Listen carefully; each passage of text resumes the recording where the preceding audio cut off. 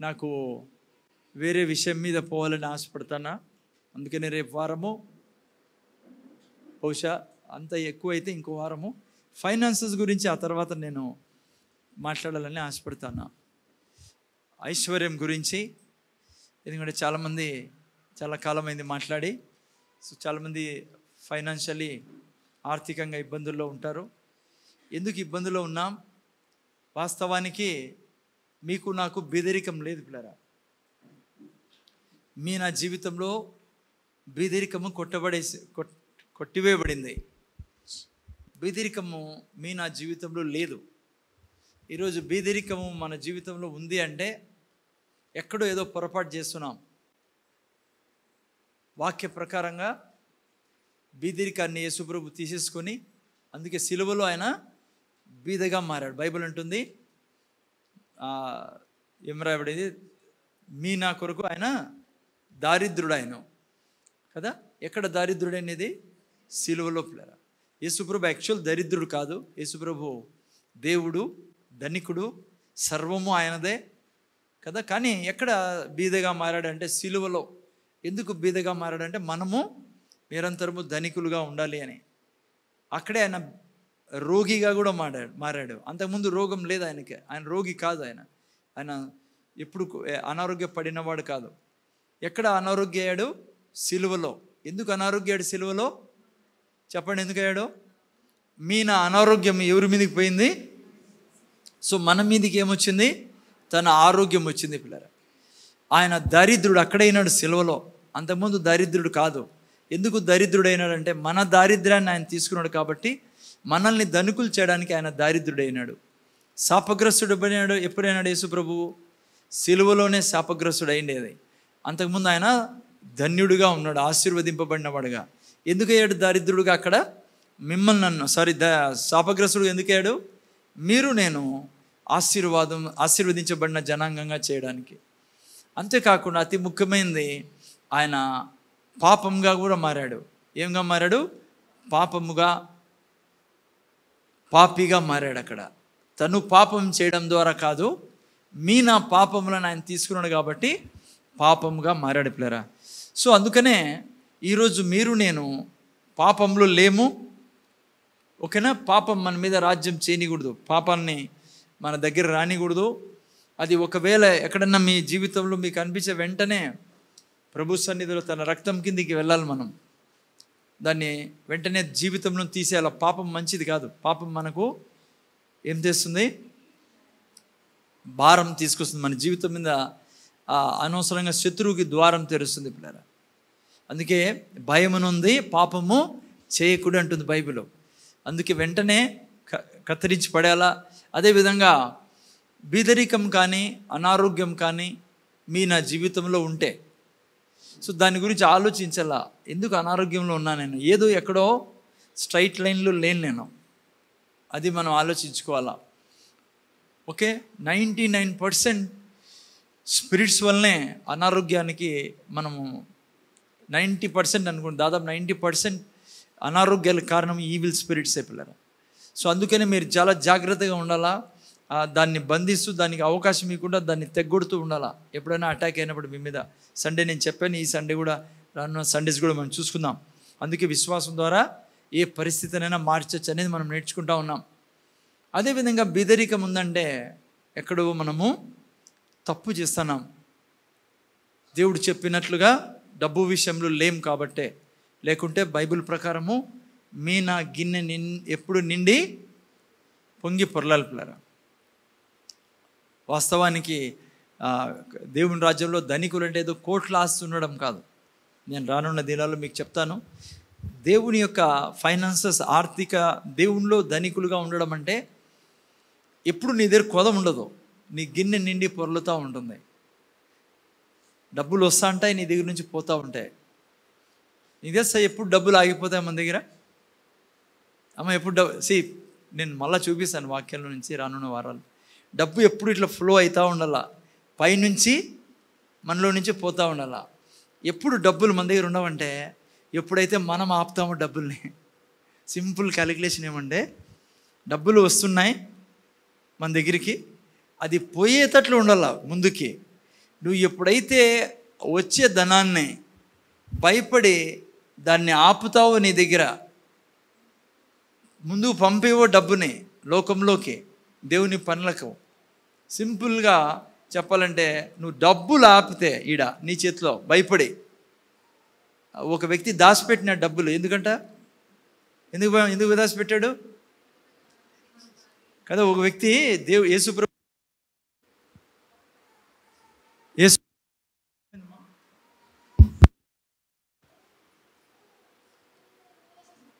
Okay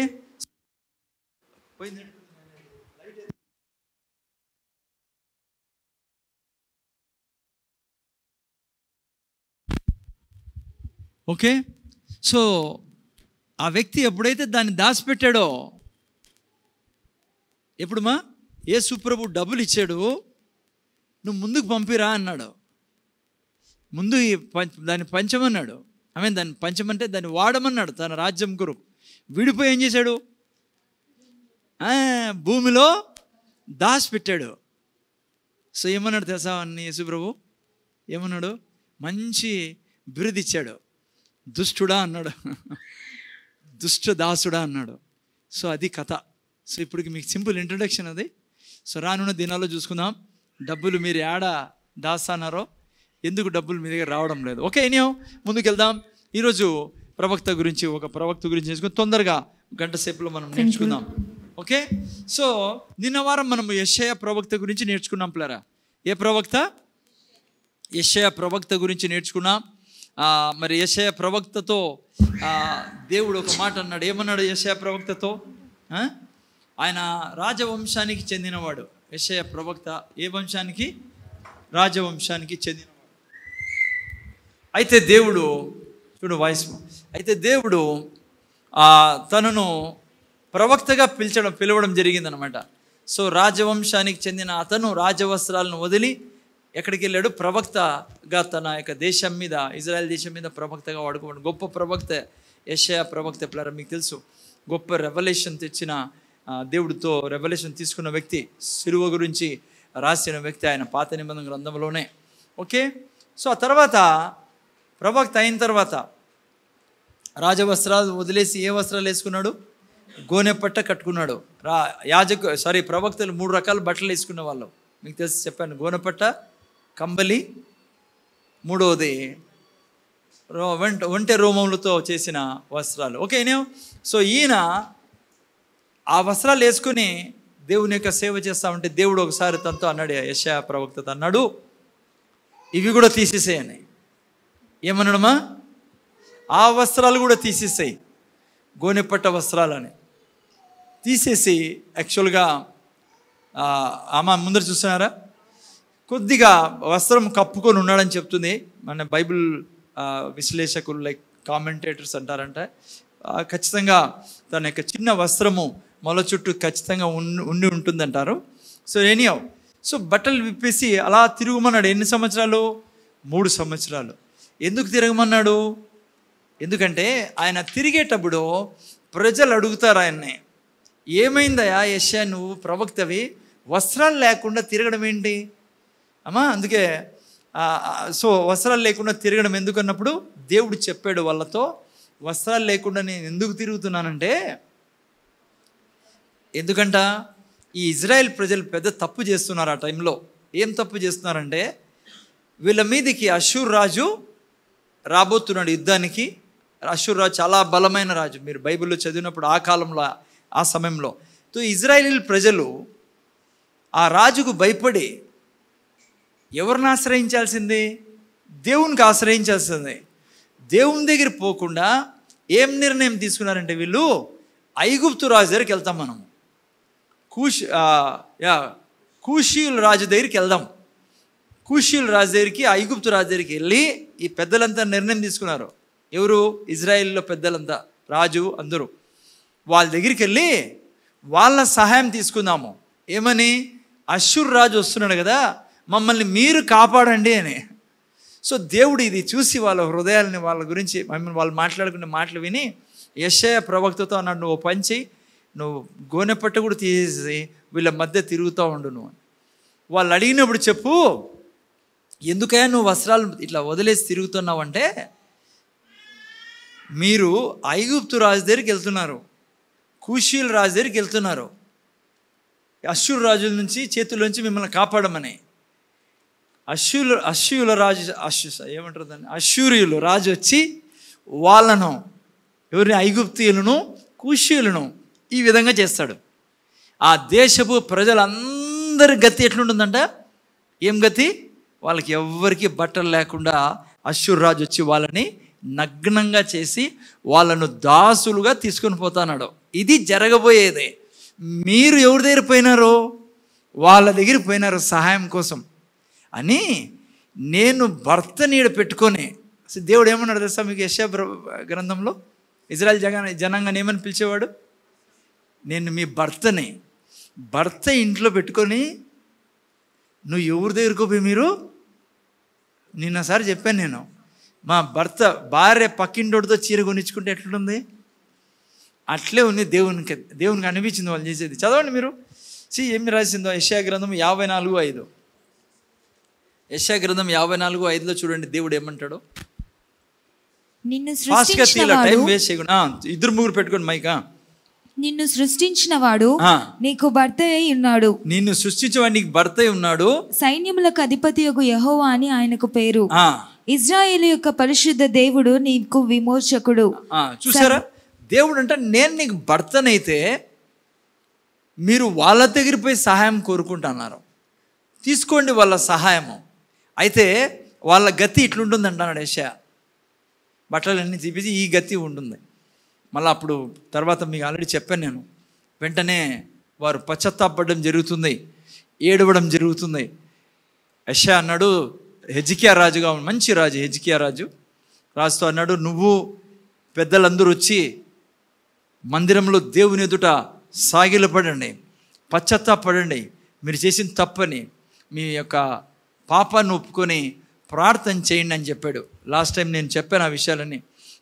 వాళ్ళు వచ్చి ప్రార్థన చేస్తూనే దేవుడు అప్పుడు మరి ప్రవక్త ద్వారా అన్నాడు, ఆ యొక్క రాజు మీ దేశంలో రానికుండా నేను చూసుకుంటాను. ఆ తర్వాత మంచి మాట అంటాడు అక్కడ, అది మనం నిన్న వారం చదివించా. రాజు వచ్చి చాలా మాటలు మాట్లాడతాడు అక్కడ. అశ్షూరు రాజు వచ్చి ఏదేదో భయపెట్టిస్తాడు. దేవుడు ఏమంటాడు తెలుసా ఆ రాజుతో, నువ్వు రంకెలేస్తాండేది ఇజ్రాయెల్ ప్రజలకు విరోధంగా కాదు, నాకు విరోధంగా రంకెలేస్తాను అంటాడు. అది పిల్లరా గుర్తుపెట్టుకోవాలి మీరు నేను. మీకు నాకు అనారోగ్యం వచ్చినప్పుడు, మీకు నాకు కష్టాలు వచ్చినప్పుడు అక్కడిక్కడ పరిగెత్తకూడదు పిల్లరా మనం. అర్థమవుతుందా? చాలామంది క్రైస్తవులు సమస్యలు వచ్చేళ్ళకి దేవుని విడిచిపెట్టి, వాక్యాన్ని విడిచిపెట్టి ఇష్టానుసారంగా పోయి, నీ సమస్య ఎప్పటికి దూరం కాదు. నువ్వు ఎప్పుడు దేవుని దగ్గర పోయి, దేవుని ముందర పోయి చెప్పాలా, తండ్రి నీ వాగ్దానం ఇదే, ఇదిగో శత్రువు నా మీద రంకెలేస్తా అన్నాడు. దేవుడు ఏమన్నాడు తెలుసా, మీరు చదవండి యెషయా గ్రంథంలో, ముక్కుకు తాడేసి, 2వ దినవృత్తాంతం చాలా బాగా రాబడినది, ముక్కుకు తాడేసి నిన్ను లాక్కొని వెళ్తానంటాడు అశ్షూరు రాజుతో దేవుడు. నా శత్రువులతో దేవుడు అదే చేసేది. కానీ పెద్ద పొరపాటు వాళ్ళు ఏం చేశారు, ఎవరి మీద పోయి ఆధారపడుతున్నారు. మీరు నేను అన్యుల మీద కానీ వాక్యానికి విరోధంగా పోకూడదు పిల్లరా. ఎంత కష్టం ఉన్నా, ఎంత నష్టం ఉన్నా దేవునికి దూరం పోకూడదు మనం.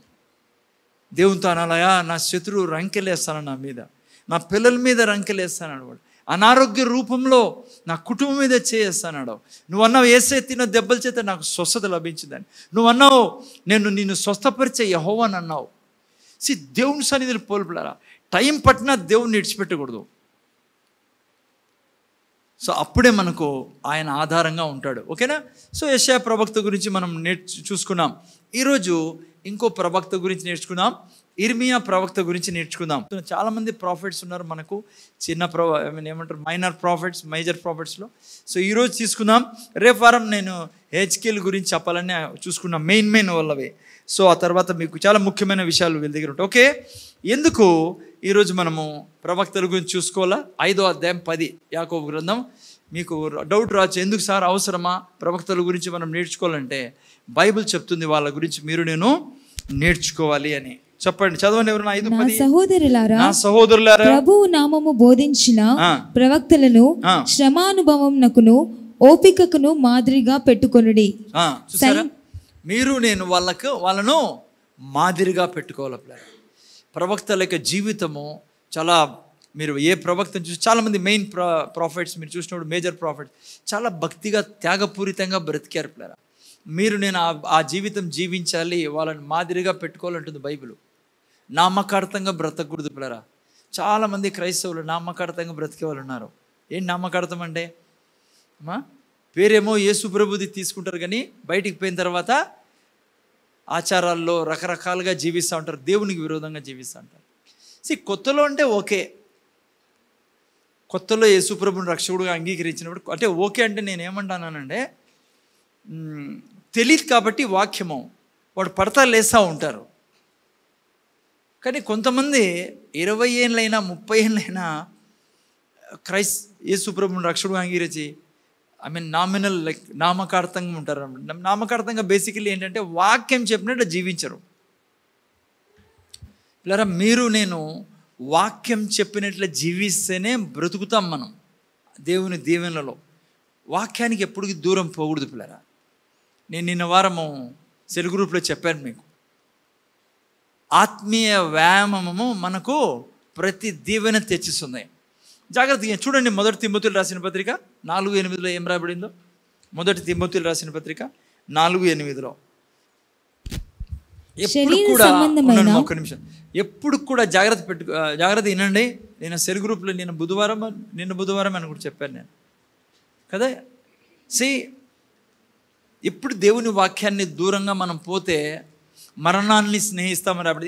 ఇది పెట్టినైనా సామెతల గ్రంథము 8:34 చదువు. ఇది అక్కడే ఉంది, మళ్ళీ చదువు. ఎవరైనా సామెతల గ్రంథము 8:34 చదవండి, 34-35.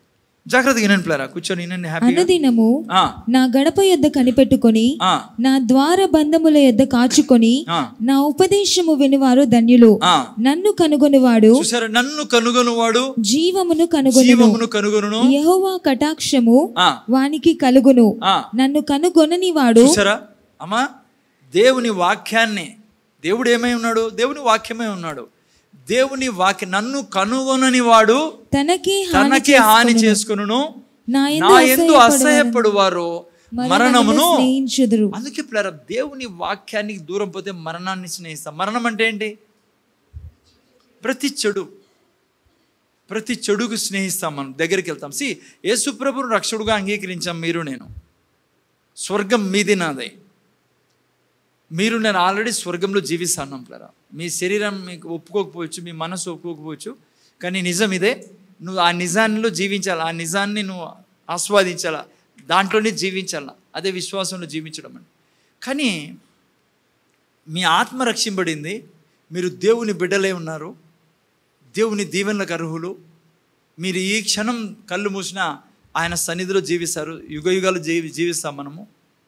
కానీ మీరు వాక్యాన్ని పక్కన పెడితే ఇక్కడ భూమి మీద లేని సమస్యల్లో పడతారు. అదే ఇక్కడ నా యందు అసహ్యపడే వారందరూ మరణమును స్నేహించుదురు. మరణం అంటే మీకు తెలుసు కదా, దిగులు, చింత, భయము, బాధ, అప్పులు, అనారోగ్యము, బాగుండదు పిల్లరా లైఫ్. అందుకనే దేవుని వాక్యాన్ని మనం దూరం పోకుండా దేవుని వాక్యాన్ని మనము స్నేహించాలా. అందుకే చూడండి, ఇప్పుడు చదవండి, దాంట్లో మంచిగా రాశాడు 1 తిమోతి 4:8. శరీర సంబంధమైన సాధకము, జాగ్రత్తగా వింటున్నారా? శరీర సంబంధమైన సాధకము కొంచెము మట్టుకే ప్రయోజనకరమవును గాని, కొంచెం మట్టుకే ప్రయోజనము కానీ దైవభక్తి ఇప్పటి జీవము విషయములోను, ఇప్పుడు జీవ విషయంలోను, రాబోవు జీవ విషయములోను వాగ్దానముతో కూడినదైనందున అది అన్ని విషయములలో ప్రయోజనకరం. పైకి ముందుకు తీసుకునైనా 4:8 కిందికి అన్నాం స్క్రీన్. ఇక్కడ చూస్తే మీరు ఒక మంచి మాట జాగ్రత్త గుర్తు 8వ వాక్యంలో శరీర సంబంధమైన సాధకము. ఏంటి శరీర సంబంధమైన సాధకం అంటే? అమ్మా ఫిజికల్ ఎక్సర్సైజ్. అమ్మా అర్థమైందా? ఫిజికల్లీ నేను ఎక్సర్సైజ్ చేస్తే శరీరానికి ఏమైందా? బైబిల్ అంటుంది కొంచెం మట్టుకే ప్రయోజనకరం. ప్రయోజనం లేదన్నది బైబిల్, ప్రయోజనం ఉంది. నేను ఎక్సర్సైజ్ చేయడం. నిన్న బుధవారం అదే నేను చెప్పాను. నిన్న బుధవారమైనా మనం సెల్ గ్రూప్ చేసుకోండి, చాలా మంచిది. నేను అందుకే చాలాసార్లు చెప్తుంటా, ఇక్కడ కూడా పిల్లలకి ప్రేయర్ వాక్ చేయండి. అట్లీస్ట్ మీ దగ్గర టైం లేకుంటే పొద్దున్న లేచి ఎక్సర్సైజ్ చేయడానికి బిబ్లికలీ ఇది ఎక్సర్సైజ్ చేయాలి పిల్లరా. అర్థమవుతుందా? ఒకవేళ మీకు ఉద్యోగానికి పోవాలా, టైం లేదు, చాలామంది చాలా బిజీగా ఉంటారు. ఓకే, తొందరగా లేసే అన్ని దానికి టైం ఉంటుంది అనుకోండి. ఓకే, ఎనీహౌ మీరు లేచిన తర్వాత అట్లీస్ట్ ప్రేయర్ వాక్ చేయండి. అరగంట సేపు మీకు half an our prayer walk చేసి కొంచెం సేపు లోపల మీ రూమ్లో పోయి రన్నింగ్ చేసుకున్నా కూడా 5 minutes రన్ చేయండి. 5 minutes చేతులు కాళ్ళు ఊపండి. మంచిది. చాలా బెనిఫిట్ ఉంటుంది మీకు. 80 ఏళ్ళు 90 ఏళ్ళ వరకు కూడా ఇంకొకరి మీద ఆధారపడరు. అర్థమవుతుంది నేను ఏం చెప్తున్నాను? లేదంటే 60కే ఇంకొకరి మీద ఆధారపడాలి. ఎవరో తీసుకుని పోలా, తేల్లా, బరువు అయిపోతావు, వాళ్ళు అనుకుంటారు నువ్వు ఎప్పుడెప్పుడు పోతావు అని. ఉండేమాట చెప్తాను మీకు. కానీ ఇప్పటి నుంచే జ్ఞానంగా మీరు ఒక ప్రేయర్ వాక్ చేసి 10 minutes చాలు. అంటే మిగతా వాళ్ళకి లేడీస్కి చెప్తున్నాం ముఖ్యంగా, ఎక్కువ టైం తీసే మంచిది. 5 minutes రన్ చేసుకోండి. ఏ రూమ్లో ఉన్నారో అక్కడ, మీ బెడ్రూమ్లో కానీ 5 నిమిషాలు జస్ట్ ఫాస్ట్ రన్ చేసుకొని వాచ్ పెట్టుకొని, ఇంకా మిగతా 5 నిమిషాలు చేతులు కాళ్ళు మెడ ఈ యొక్క నడుమన్నీ మీరు ఎక్సర్సైజ్ చూసుకోండి. వచ్చి యూట్యూబ్లో ఇచ్చి 5 minutes చాలు. టోటల్గా 10 minutes. ఎంతవరకు? రోజు నేను చెప్తాను. మీ చాలా శాతానికి అనవసరంగా కొంతమంది వానికి ఇన్విటేషన్ ఇచ్చినట్లు ఉంటుంది. మీరు ఇవి చేయకుంటే చాలా బాగుంటుంది బాడీ మీకు. 10 నిమిషాలే, సిగ్గుపడాల్సిన పనిలే. మన శరీరం మనం జాగ్రత్త పెట్టుకుంటే ఓకే. దాంట్లో సాధక మంచిగా ఉంది. దాంట్లో ఏముందంట? ప్రయోజనకరం. కానీ దైవభక్తి చూసారు పిల్లరా? దైవభక్తి మీరు దైవభక్తిలో ఎక్సర్సైజ్ చేస్తే దైవభక్తి మీకు ఏముంటుందంట? కింద రాయబడింది, పైకి ఎత్తినైనా కదా. అన్ని విషయంలో, ఎన్ని విషయాల్లో? అన్ని విషయాల్లో ప్రయోజనకరంగా ఉంటుంది. సో చాలామంది దైవభక్తిని అంటే అదే ఎక్సర్సైజ్ ఎట్లయితే బాడీలో చేస్తామో మనం స్పిరిట్ ఎక్సర్సైజ్ కూడా చేయాలి పిల్లరా. మన ఆత్మకు సంబంధించి ఏంటి? ఆత్మకు సంబంధించి ఎక్సర్సైజెస్ బైబిల్ చదవడము, ప్రార్థన చేయడము, చర్చికి రావడం. మీకు గుర్తుపెట్టుకున్న 3 విషయాలు జీవితంలో. ఈ 3 నుంచి దూరం ఎప్పుడు ఉండకండి. మొదటిదేంటి? దేవుని వాక్యం పిల్లరా. నంబర్ 1 వాక్యం. బాగా బైబిల్ చదవాలి మీరు. బైబిల్ నుంచి దేవుని వాగ్దానంలో దేవుడు ఏం చెప్తాడో మీకు అదే ఎక్సర్సైజ్ చేయడం అంటే స్పిరిట్ ఎక్సర్సైజ్, మన ఆత్మ కోసం. రెండవది ప్రార్థనలో మీరు ఎప్పుడు బైబిల్లో ఏం రాయబడిందో అదే వాక్యం చెప్పాలా. ప్రార్థనలో వాగ్దానాలు చెప్పాలా, దేవుని గుణాన్ని హెచ్చించాలా, అదే చేయాల్సి. మూడవది చర్చికి రావడం. ఈ 3 పిల్లరా. మన సింధు చాలా దిగుల్లో ఉన్నట్లున్నాను. గడ్ల మీద చేయబెట్టుకు ముందర చూడు. 3 చాలా ఇంపార్టెంట్. చాలామంది చర్చిని చాలా పక్కన పెడతారు పిల్లరా. మొబైల్లో చూసుకుంటాను లేకుంటే మళ్ళీ బైబిల్లో ఏం రాబడింది సార్? 4:13 చదవండి. ఎఫెసీయులకు రాసిన పత్రిక 4:13. ఎఫెసీయులకు రాసిన పత్రిక 4:13. తొందర తీయండి ఎవరైనా. చర్చ్ ఎందుకు పెట్టాడు దేవుడు? మీరు అనుకుంటారు చర్చ్ పాస్టర్ పెట్టాడని. చర్చ్ నేను పెట్టలేదు, దేవుడు పెట్టింది. ఎందుకు పెట్టాడు చర్చ్?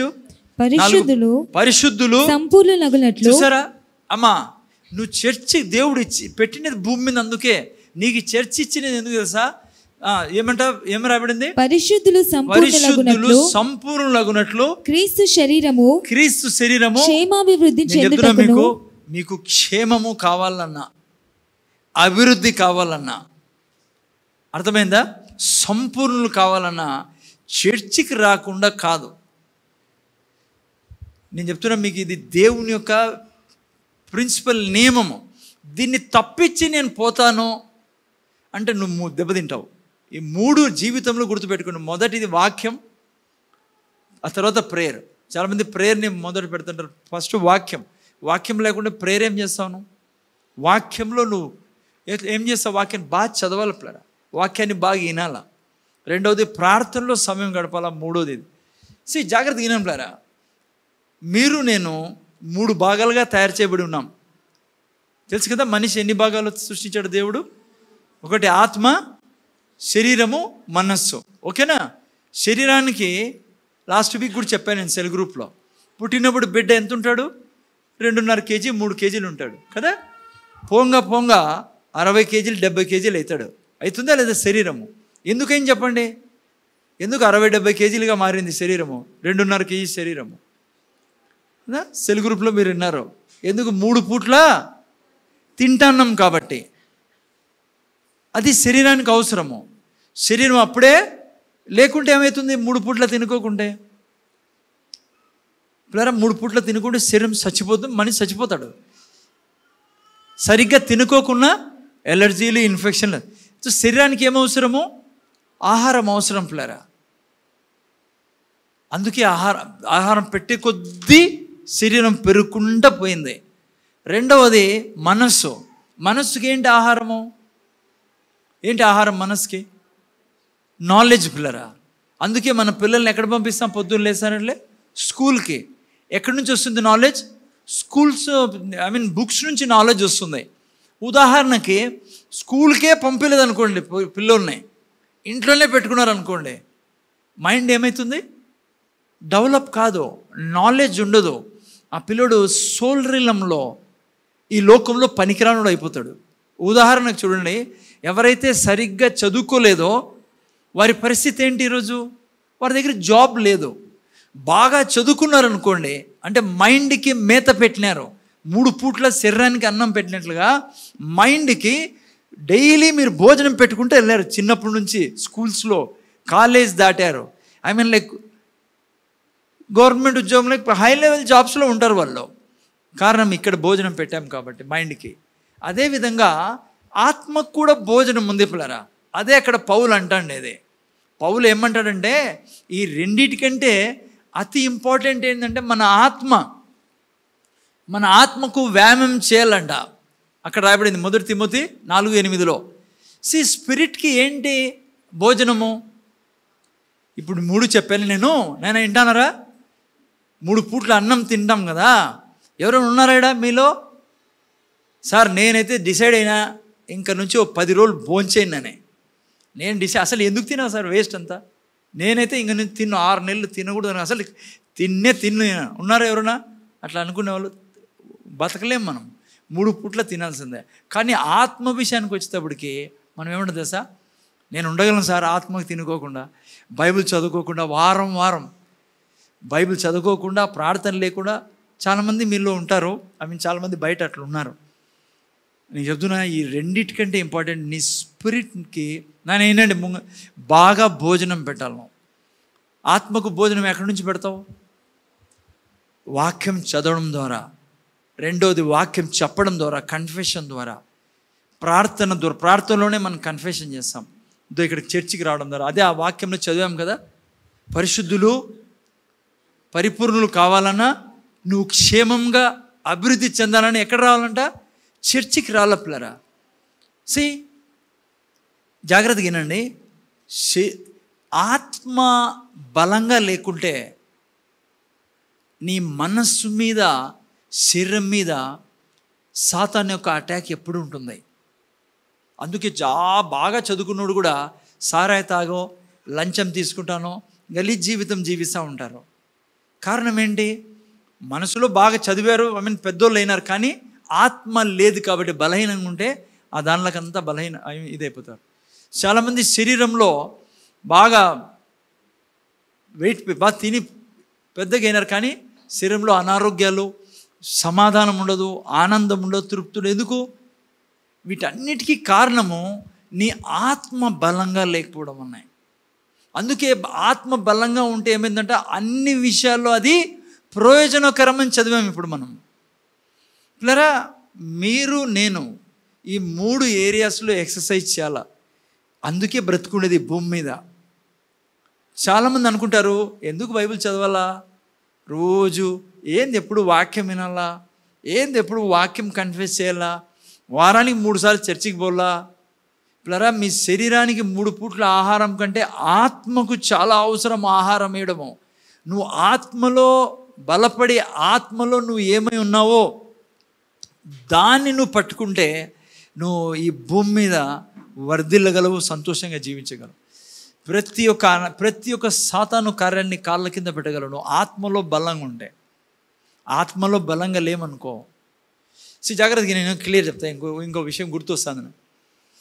3 ఏరియాస్ ఉన్నాయి. ఆత్మ, మనసు, శరీరం. ఇది సీక్వెన్స్ ప్లరా. ఆత్మ మంది ఏ రోజు యేసుప్రభువుని రక్షకుడుగా అంగీకరించామో ఆల్రెడీ మన ఆత్మ దేవునితో ఒకటే ఉంది పిల్లరా. మన ఆత్మలోకి దయ్యాలు దూరలేవు. సాతాను మన ఆత్మను ఏమీ చేయలేడు పిల్లరా. మన ఆత్మ ఆల్రెడీ దేవునిలో దాగి ఉంది, మనం దేవునిలో దాగి ఉన్నాం. కానీ జాగ్రత్తగా వినండి పిల్లరా, ఎక్కడ వాడు అటాక్ చేసేది తెలుసా? నీ సోల్ రీలంలో. మన ఇంటన్నారా ముందర చూడండి, మీ మనస్సులో వాడు అటాక్ చేసేది. నీ మనస్సులో వాడు అటాక్ చేస్తే ఆ అటాక్ శరీరం మీద ప్రభావం చూపుతుంది. నీ మనస్సు మీద ఎప్పుడు వాడు పని చేయాలని కోరుకుంటాడు. అందుకే బైబిల్లో మనస్సును జాగ్రత్తగా ఉంచుకోమని రాయబడింది. 12:2 రోమిలు రాసిన తీకని ఏమని రాయబడింది? నీ మనస్సు మారి నూతన పరచు, అప్పుడే నువ్వు దేవుని యొక్క ఉత్తమమైన చిత్తమును నెరవేర్చగలవు. నీ మనస్సుని రూపాంతరం. సో అందుకే నేను స్పిరిట్లో స్ట్రాంగ్ ఉండే మన సోల్ని మనం స్ట్రాంగ్గా చేసుకోవచ్చు. అందుకే దేవునితో నువ్వు క్లోజ్గా ఉండాలి. నేను ఆప్షన్ కాదు ఇది. నువ్వు బ్రతకాలంటే నీ ఆత్మ అనుక్షణము దేవునిలో ఉంచాలి. నువ్వు ఆత్మలో బలంగా ఉంటే సోల్ మీద సాతాన్ అటాక్ కానివ్వు, నువ్వు నీ మీద రానివ్వు. నువ్వు సండేస్ నేర్చుకుంటా అనేది మనము. సో అందుకనే ఈ 3 ఏరియాస్ని ఈరోజు ఆ సిస్టర్ ఒక ఆమె ఫోన్ చేయించింది. పాపము ఏ సంఘంకి వెళ్తుందో నాకు తెలియదు, కానీ ఆమె ఈ సిస్టర్ ఎలిజబెత్ ఈరోజు ఎలిజబెత్ సిస్టర్, ఆమె ఏం పేరు అంపేసి నేను ఎలిజబెత్ సిస్టర్ అంటాను. ఆమెను కూడా ఎవరు మధురవాణి సిస్టర్ ఆమె ఎవరో పాపం నిన్నటి నుంచి నాకు టెన్షన్ పట్టుకుని సార్, తలనొప్పి సార్, నాకు భయం ఏమవుతుందని చెప్తాను. ఆమె ఫోన్ చేయించింది నాకు. ఈమె ఎవరు మా ఆమె కురుకుంటా ఆమె ఎవరో. ఏమైందమ్మా అంటే బాప్తిజం తీసుకుంది ఆమె చాలా కాలం క్రితం అంట. చర్చికి కూడా పోతుందంట. నిన్నేడో ప్రీచింగ్ పోయింది ఆమె. వాళ్ళు ఏం చెప్పారో ఏదో ఆమె ఏదో చెప్తాను, మాకు అర్థం కాలే. నిన్న నుంచి భయం వేస్తుందంటే నేను రక్షణ పొందినానా లేదా, నేను బాప్తిజం తీసుకున్నానా లేదా, బాప్తిజం తీసుకుంది, రక్షణ పొందుకున్నానా లేదా అనేది సతమతం అయిపోతాను సార్. తలనొప్పి వచ్చేసింది నాకు, రాత్రి అంతా నిద్ర లేదు నాకు. నువ్వు చెప్పు నేను రక్షణ పొందుకున్నానా లేదా అంటుంది ఆమె.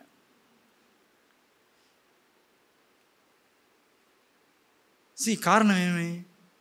తనకు ఆత్మకు సరిగా భోజనం లేక, సరైన చోట ఆడిపోతుంది నాకు తెలియదు కానీ, బట్ సరిగా తెలియక నేను ఆమెకు చెప్పా, నువ్వు ఇన్ని రోజుల నుంచి దేవుని దగ్గరికి వచ్చావమ్మా, వేరే ఏదైనా పూజ చేస్తానావా, ఇంకోటి దేవుడు అంటానావా? లేదు సార్, యేసు ప్రభునే పూజ చేశాను, దేవుడు ఒక్కనే పూజ చేశాను. నేను ఆమె నువ్వు రక్షింపడ్డావు, నువ్వు బాప్తిజం తీసుకున్నావు, అది కూడా కరెక్టే, ఇంకా దిగులు పడద్దు, హ్యాపీగా ఉండవు. రెండోది చెప్పా, మంచి చోటికి పోయి అడకన్నా, ఏల్ చర్చికి మాత్రం రామని చెప్పలే నేను, నీ ఇష్టం నువ్వు ఏడన్నా పో. కారణం ఏమంటే పిల్లరా, సరిగ్గా ఇన్స్ట్రక్షన్ లేకుంటే రాత్రి అంతా సాతాను బాధ పెట్టింటాడు ఆమెను. ఆమెకు నిద్ర లేకపోవడం కారణము అమ్మా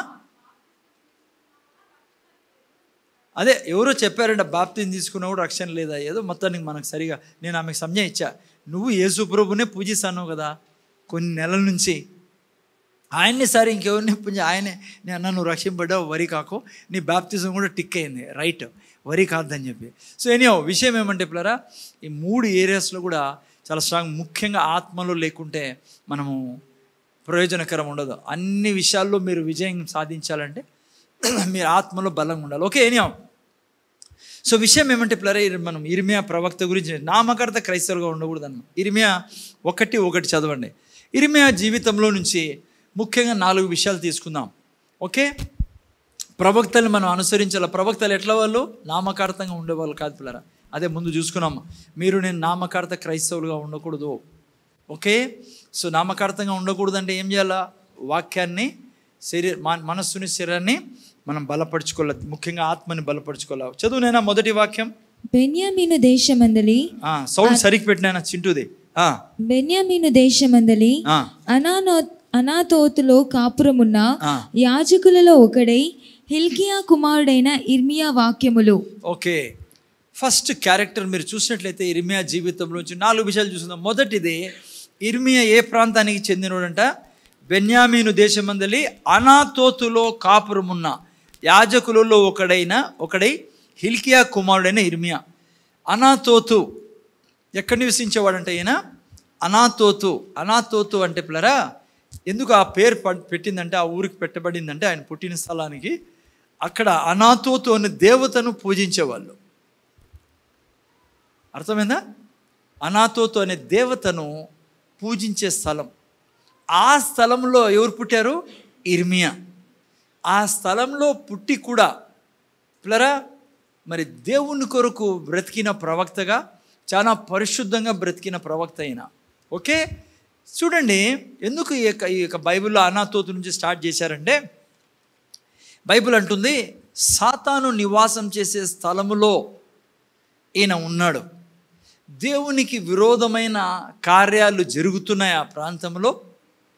కానీ అటువంటి స్థలంలో ఉండి కూడా ఇర్మియా ఆ కార్యాల్లో పాల్గొన్నవాడు కాదు. మీకు అర్థమవుతుంది పిల్లరా?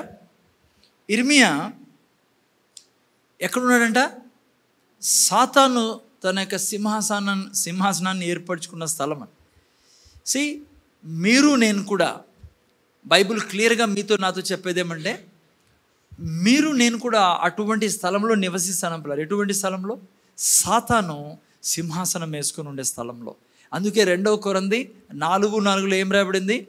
ఈ యుగదేవత, సాతాన్ని ఏమని పోల్చాడు దేవుడు? యుగదేవత. అంటే ఇప్పుడు పని చేస్తున్నాడు వాడు ఈ లోకంలో. ఇంగ్లీష్లో గాడ్ ఆఫ్ దిస్ వరల్డ్, ఈ లోకానికి దేవుడుగా వాడు చలామణి అవుతా అన్నాడు. అందుకే 1 యోహాను 5:18 ఏం రాయబడింది? చదవండి ఎవరన్నా. 5:18-19 ఫటాఫట్ తీసి చదవండి. దేవుని మూలముగా పుట్టి ఉన్నవాడెవడును పాపము చేయడని ఎరుగుదుము. దేవుని మూలముగా పుట్టినవాడు తన్ను భద్రము చేసుకొనును గనుక దుష్టుడు వాణ్ణి ముట్టడు. మనము దేవుని సంబంధులమనియు. చూసారా? లోకమంతా దుష్టుని యందున్నదని. చూసారా పిల్లరా? ఎక్కడుందంట? లోకమంతా దుష్టుని చేతిలో ఉంది పిల్లరా. అందుకే ఈ యుగదేవత మనోనేత్రాలు గుడితనం కలగజేసి మనుషుల్ని నడుపుతూ ఉంది. ఈ లోకమంతా కూడా దుష్టుని చేతిలో ఉంది పిల్లరా. లోకమంతా ఉందంట. మనం ఎక్కడ ఉన్నామంట? మనం సాతాను చేతిలో లేం, దుష్టుని చేతిలో లేం. మనం స్వతంత్రులుగా చేయబడి ఉన్నాం. అందుకే మీరు నేను ఈ లోకంలో జీవిస్తా ఉన్నప్పుడు, ఆమె అర్థమైందా?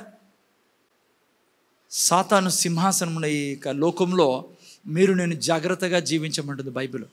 ఇర్మియా పరిశుద్ధంగా జీవించాడు అటువంటి పరిస్థితుల్లో. మీరు నేను నైనా వింటానారా? స్కూల్కి వెళ్తున్న పిల్లలు కానీ, కాలేజీకి వెళ్తున్న వాళ్ళు కానీ, ఆఫీస్లో కానీ, బజార్లో కానీ పిల్లరా, బంధువుల మధ్య, దేవుణ్ణి ఎరుగని బంధువుల మధ్య మనం నివసిస్తున్నాం. ఎక్కడ పోయినా కూడా మీరు చూడండి, బురద ఉంది లోకంలో. పాపపు బురద ఎక్కడ పోయినా దొరుకుతుంది మీకు. కానీ మీరు నేను ఏం చేయాలా? జాగ్రత్తగా ఉండాలా. సింహాసనం వాడు వేసుకొని కూర్చొని ఉన్నాడు. కానీ మీకు నాకు బురద తగులుకోకుండా, పాప బురద తగులుకోకుండా ఉండాలి. అందుకే ఎక్కడున్నా మా ఇంటన్నారా? ముందర చూడండి, యవ్వనస్తులు. ఇర్మియా యవ్వనస్తుడు, చాలా మంచి చిన్న వయసులో సేవకు వచ్చిన ప్రవక్త. అందుకే ఆయన గురించి స్పెషల్గా తన పరిశుద్ధత గురించి రాయబడింది బైబిల్లో. సో అందుకే మీరు నేను ఎక్కడ పోయినా కూడా నా సాక్ష్యాన్ని పోగొట్టుకోకూడదు పిల్లరా. చాలా భయంకరమైన లోకం. నేను ఆ వీడియో తేలని మర్చిపోయినా, ఎక్కడో స్లిప్ చేసి. శామ్యుల్ పట్ట గారు ఒక వాక్యం చెప్తున్నారు. నేను జస్ట్ క్లిప్ చూశాను అనమాట. లైక్ అట్లా స్కిప్ చేస్తున్నప్పుడు హైదరాబాదులో ఏ స్కూల్లో కానీ ఆయన కూడా చెప్పలే, ఆయన ప్రీచింగ్ చెప్తున్నా విన్నాను నేను పిల్లరా. ఆ స్కూల్లో స్టూడెంట్స్కి నేర్పిస్తారంటే బాయ్ ఫ్రెండ్స్, గర్ల్ ఫ్రెండ్స్ కలిగి ఉండాలని. ఆ టీచర్ చెప్పారు చూడండి, సిటీలో ప్రీచర్ ఆయన చెప్తే నాకే ఆశ్చర్యం వేసింది. ఆయన ఫారెన్ నుంచి వచ్చిన ప్రీచరు, కానీ ఆయన కూడా ఖండిస్తాను. ఆయన ఏం చెప్పాడు తెలుసా? ఆ స్కూల్లో 8th క్లాస్ స్టూడెంట్స్ పిల్లలకి టీచర్లు చెప్తానంటే, ఈసారి వచ్చేటప్పుడు మీరు బాయ్ ఫ్రెండ్స్ రావాలా, గర్ల్ ఫ్రెండ్స్ రావాలని. ఆ లోకంలో ఉన్నాం మీరు నేను. ఎందుకంటే వాడు సింహాసనం వేసుకొని ఉన్న లోకము. బైబిల్ ఒప్పుకోదు ఈ విషయాలకి.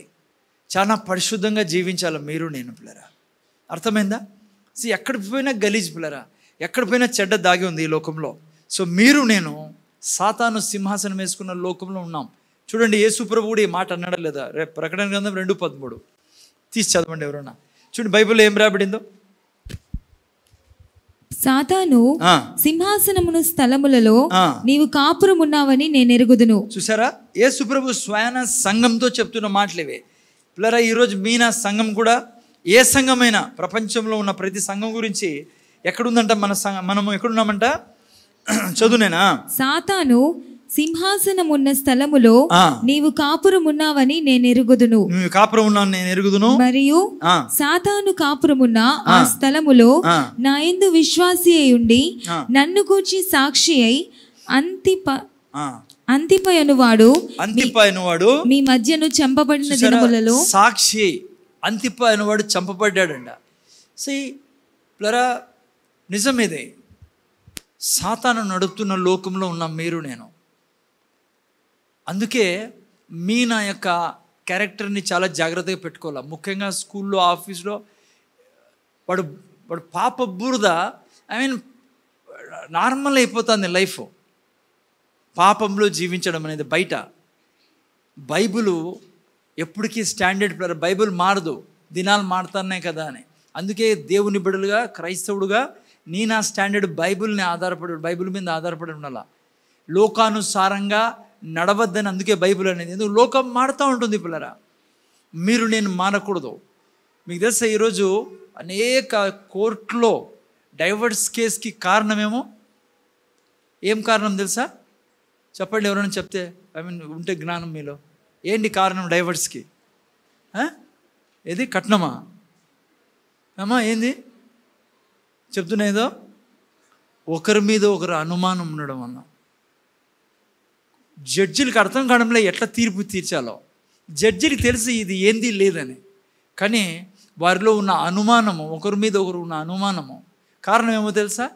ఇదిగో చిన్నప్పటి నుంచే ఈ ఫ్రెండ్షిప్లో ఉండడం వల్ల ఆ అనుమానము పెరిగి పెళ్ళైన తర్వాత ఆ సాతాను, అది actually evil spirit. Doubt spirit ఏం తెలుసా? డౌట్ అంటే ఏం తెలుసా?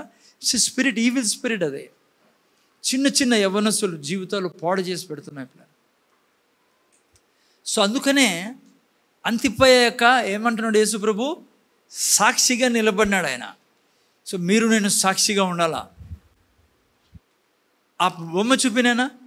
తామర పుష్పము అది కాదు, ఇది వేరేది. ఇది తామర పుష్పం. చూడండి, నా జీవితం పిల్లరా తామర పుష్పంలా ఉండాలా. తామర పుష్పం ఏడుంటుంది? బురదలో ఉంటుంది, కానీ బురద దాని మీద ఉండదు కదా. ఇంకా లాస్ట్ ఫస్ట్ నుంచి పెట్టానా? చూస్తారు అందరూ ఒకసారి. అదే పని మీకు చూపించేదాన్ని చేసి బురదలో ఉంది. అదే ఏడుంది? బురదలో పుట్టింది, బురదలో పెరిగింది, కానీ బురద దాని మీద లేదు. చూడండి, క్లిక్ చేయి. స్టార్టింగ్ అదేనా? పోలేండి. చూడండి,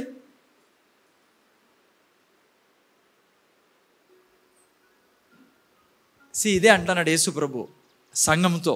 సంఘము సాతాను కదా, సాతాను సింహాసనం ఉన్న స్థలంలో నీవు కాపురం ఉన్నావని నేను ఎరుగుదును కదా. దేవుడు అంటే ఎరుగుదును, కానీ నువ్వు ఎలా ఉండాలంట? నా యొక్క దాసుడు, విశ్వాసి అయిన అంతిపయలాగా సాక్ష్యం కలిగి ఉండాలి మీరు నేను.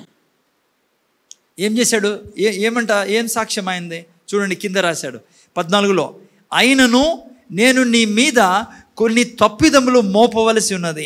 అవేవనగా విగ్రహములకు బలి ఇచ్చిన వాటిని తినునట్లును, జారత్వం చేయునట్లును ఇజ్రాయేలీలకు ఉరి యుడ్డుమని బాలాకునకు నేర్పిన బిలాము బోధన అనుసరించి వారు నీలో ఉన్నారు. సంఘం గురించి మాట్లాడుతాడు యేసు ప్రభు. ఏం ఒడ్డుతానంట సాతాను? ఉరి ఒడ్డుతానాడు. ఎవరి ద్వారా? బిలాము ద్వారా. ఏం తినిపించేకి? విగ్రహాలకు బలి ఇచ్చి తినిపించేకి. ఆ తర్వాత పాప పనిలో బిలాము బోధ ఏం చెప్పండి? బిలాము ఏం చేశాడు? బిలాము రాజుకు చెప్పాడు, వీళ్ళని నాశనం చేయాలంటే ఇజ్రాయెల్ జనాంగాన్ని నువ్వేం చేయాలి సార్? డైరెక్ట్గా పోతే వీళ్ళు నాశనం గారు. నువ్వు పంచి నీ దేశంలో ఉండే ఆడోళ్ళని పంపించు, ఆకర్షించమను వాళ్ళని. ఆకర్షించిన తర్వాత విగ్రహారాధనలో పాల్గొనేట్లా చేసి విగ్రహాలకు అర్పించినది తినిపిమన్నాడు. నేను చెప్తున్నా పిల్లరా, ఈరోజు కూడా చాలామంది క్రైస్తవులు టిఫిన్ కర్రీ కోసం వెయిట్ చేస్తూ ఉంటారు. ఏ టిఫిన్ కర్రీ? చాలామందికి తెలుసు టిఫిన్ కర్రీ గురించి. నా అడుగు నేను చెప్తాను.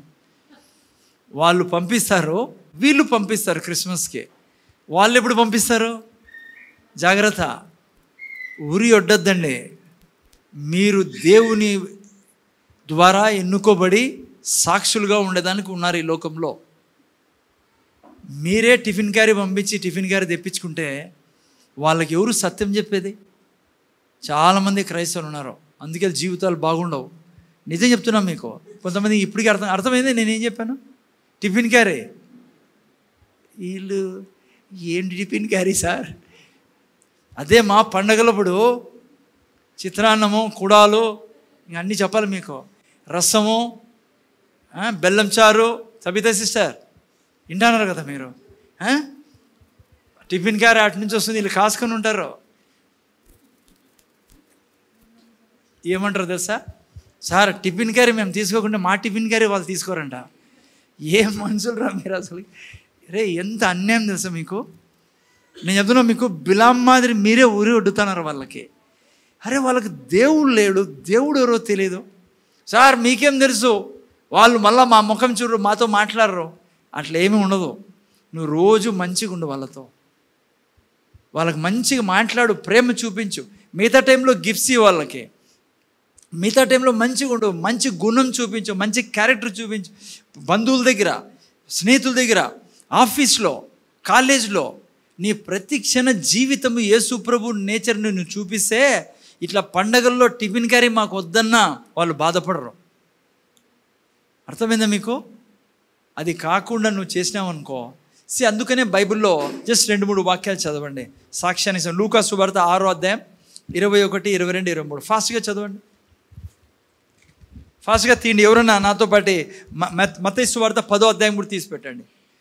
మత్తయి సువార్త 10, లూకా 6 చదువునైనా తొందరగా. ఇప్పుడు ఆకలి కొనుచున్న మీరు ధన్యులు, మీరు తృప్తి పరచబడుదురు.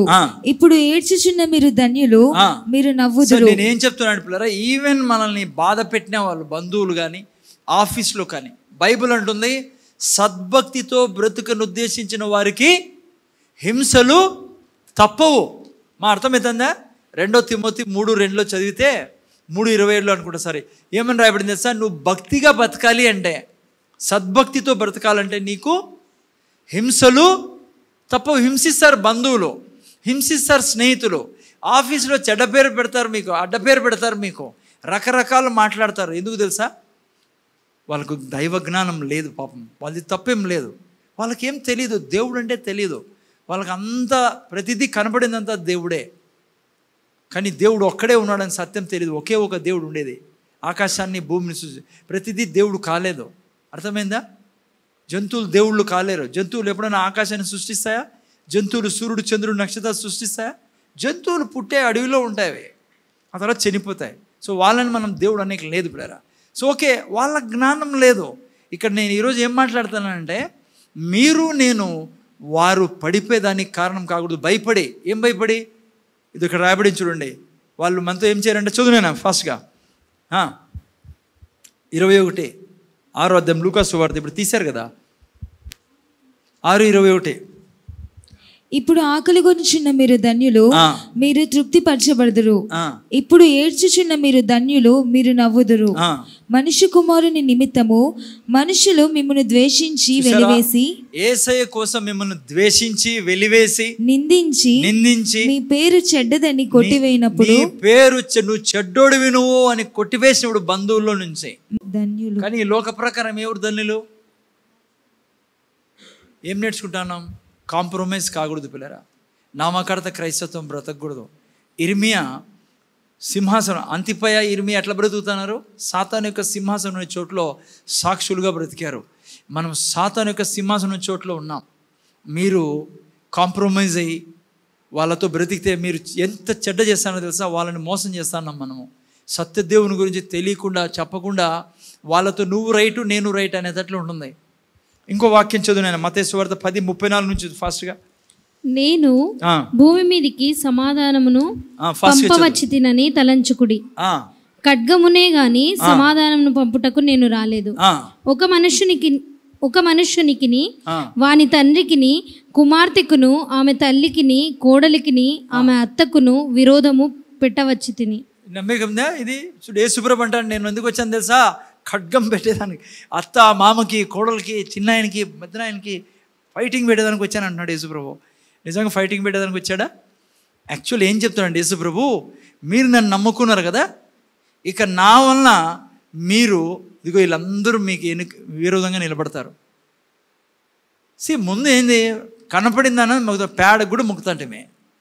ఇప్పుడు అది కాదురా, అదే దేవుడు ఉన్నాడు, సత్యదేవుడు ఉన్నాడు అని మనం పోతా అంటే వాళ్ళందరూ విరోధంగా నిలబడతారు.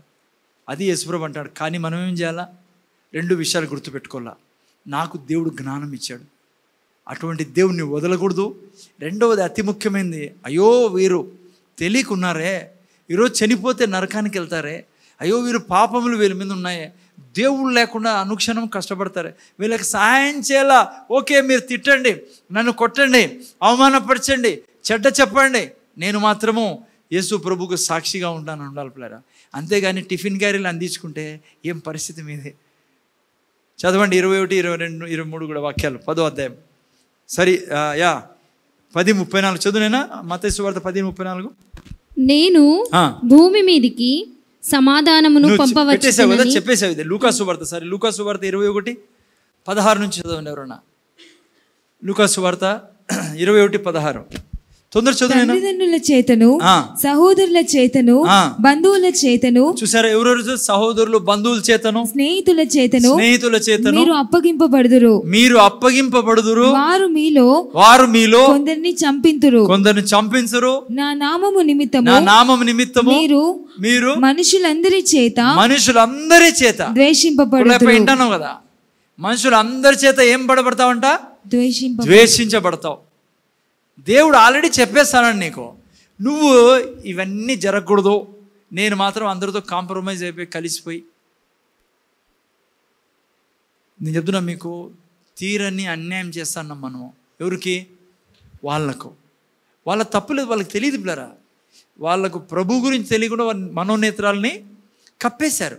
నువ్వు రక్షణ పొందుకున్నావు, దేవుడు ఎవరో తెలుసు, కేవలం నాకు ఏం అనకూడదు, నాకు వచ్చింది వాళ్ళే అన్ను వాళ్ళతో కలిసిపోయి అన్యాయం చేసామనుకో, అది చాలా చెడ్డది పిల్లరా. ఆ అన్యాయం చేయకూడదు మనం. దేవుడు ఏమన్నాడు సార్? ఇంక ముందుకు పోతే మీరు, నేను టైం లేదు మన దగ్గర వాక్యాలు చదివేదానికి. యేసుప్రభు అన్నాడు, నా నిమిత్తము మీరు ఏది హింసింపడినా నష్టపడినా నేను ఈ భూమి మీద తిరిగి మీకు ఇస్తాను. మీ బంధువులందరూ వచ్చేటట్లా చేస్తా, నీ స్నేహితులు తిరిగి వచ్చేటట్లు చేస్తా. నువ్వు చేయాల్సింది ఒకటే, నువ్వు నా వాక్యానుసారంగా బ్రతుకు, ప్లస్ వాళ్లకు అబద్ధం సువార్త చెప్పు. వాళ్ళ దగ్గర వాళ్ళకి అన్యాయం చేయొద్దు. కానీ చాలా మనకు క్రైస్తవులు ఏం చేశారు సార్? నాకు వచ్చింది అలా, వాళ్ళు టిఫిన్ గారి పంపిస్తారు, నేను టిఫిన్ గారి పంపిస్తాను, వాళ్ళు చూసుకో. అట్లా చేయకండి. అసలు ఆ తిండి కూడా తినకూడదు మీరు. చాలా అన్యాయం అది. ఎందుకంటే రక్తానికి మీరు విరోధంగా పోయినట్లు ఉంటుంది. సో అట్లా చేయకండి, తప్పది. ఓకేనా? సో ఇర్మియా, మనం ఏం చదువుకున్నాం? ఇర్మియా యొక్క ఫస్ట్ పాయింట్, ఆ యొక్క సాతానుడి చోట్లు కూడా సాక్షిగా నిలబడినాడు. ఆ యొక్క బొమ్మ చూపిన ఆయన, ఆ యొక్క జంతువు బొమ్మ. ఈ యొక్క జంతువు తెలుసా మీకు? ఏ బొమ్మ, ఏం పేరు దీని పేరు? ఎర్మైన్. ఈ జంతువు లైక్ ఇంకో ఫోటో ఇది, రెండోది తెల్లగా కొన్ని. సో దీని యొక్క చర్మము ప్రపంచంలో అంటారు, నేను చదివిండేది నెట్లో చెప్తున్నా, చాలా కాస్ట్లీ స్కిన్ ఇది దీనిది. ముఖ్యంగా చలికాలంలో ఐస్ కొండల్లో ఉండేవాళ్ళు దీని చర్మంతో కోట్ చేసుకొని వేసుకుంటారు.